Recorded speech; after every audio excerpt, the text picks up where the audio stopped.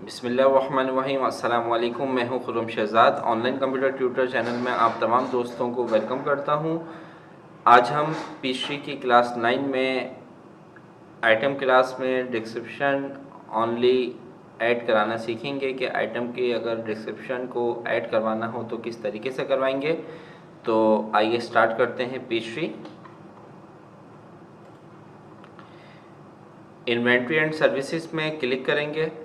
इसके बाद inventory items पे जाएंगे, न्यू इन्वेंट्री आइटम, और यहाँ पे हम कुछ भी डिस्क्रिप्शन लिख देते हैं। यानी कि यहाँ पे हम लिख देते हैं HP laptop DV 6000।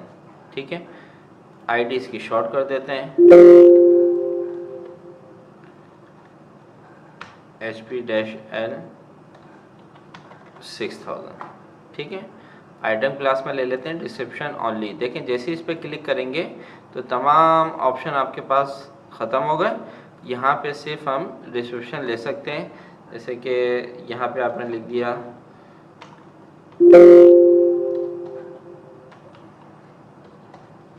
Core i3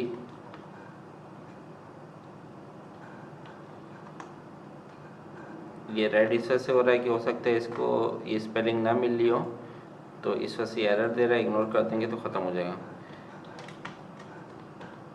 RAM 4 GB, HDD 2 TB,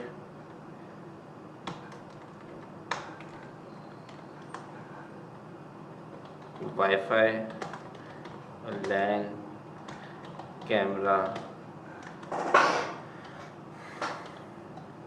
Bluetooth.